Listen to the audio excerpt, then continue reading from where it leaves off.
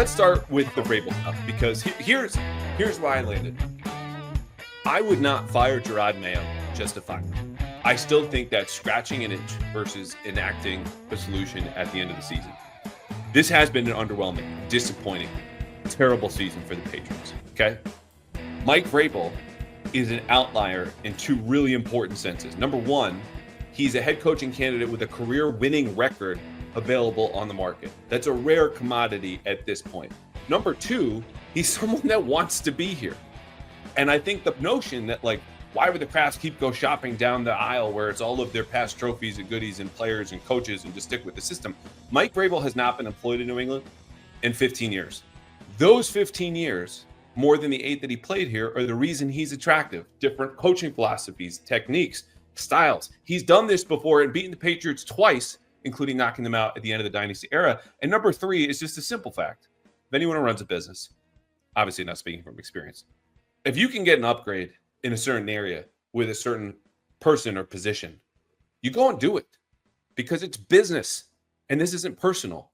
So to grant Jerod some grace here, the guy had 5 years of coaching experience before he became one of 32 head coaches, and now you know I'm serious, in the National Football League, okay? That guy's not supposed to succeed. He's not set up to succeed. And yeah, it's a raw deal. You get fired after 1 year. But Mike Vrabel's better than you now. He, I believe, will be much better over the near future. And I just got to a point watching that game going, Doug, I don't know what the future holds, but I have no good argument for if Mike Vrabel, who reportedly does have interest, wants to come back home, the Crafts shouldn't just jump on it because of what he will do to fix the culture issues here, raise the floor of the roster, and to have the best quarterback, by the way, in Drake May, he had ever coached, as someone who's been to an AFC championship game, won a coach of the year, and earned the number one seed in the AFC. Number one thing I would say is that it's been said over and over again that the plan here was that Bill would coach one more year, Bill Belichick would coach one more year, then you go to Jerod Mayo. And it's pretty clear that from year one, Jerod Mayo wasn't ready for it. Hadn't been coaching long enough, hadn't been groomed for it. It didn't work out the way as planned. And since you rushed him into the job, there's no guarantee that all of a sudden, now learning on the job, he's even going to be ready for it in year 2, year 3, whatever it is. You know what Mike Vrabel is. You know that he's ready. I think the second thing is, if you're the Crafts, you have to ask yourself, what does Jerod Mayo do better than Mike Vrabel? Or what could he do better than Mike Vrabel? And if you're struggling to come up with answers, then I think this becomes a little bit more clear. And the third thing, and probably the most important thing, is that the staff that Mike Vrabel could assemble is much better than the staff that Jerod Mayo assembled back when he became head coach in January, because he had so few contacts around the NFL. They had to kind of scramble and put pieces together, guys that, you know, Elliot Wolf knew, guys that Alex Van Pelt knew. It wasn't a cohesive way of structuring a coaching staff. And Mike Vrabel, who's coached in Tennessee, coached at Ohio State, coached in Houston, he just knows so many more people. And he's had people under his staff before who have won football games. You know that the floor of the staff that Vrabel can put together is much higher than that of the Patriots staff right now. And the ceiling is much higher as well.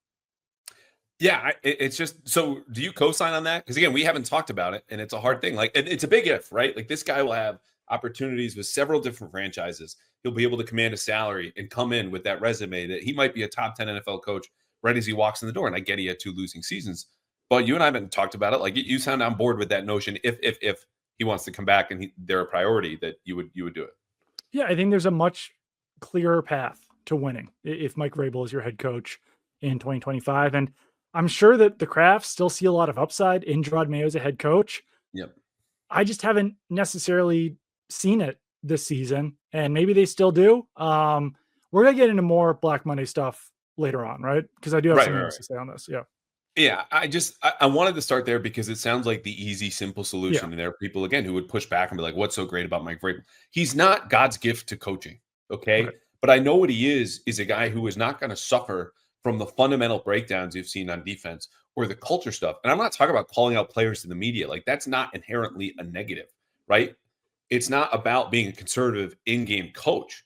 It's about a guy who comes in, had winning records right away, knows what his culture is, has the experience of doing this as a head coach. And if the Patriots do move on from Jerod Mayo, I want someone more experienced than him, or certainly someone who's been through it. You might be, oh, what about Ben Johnson? Like I've said this before, the analogy is a coordinator is really like the head of a department in high school. Like you're teaching English. You're telling other people how to run that department of the entire operation.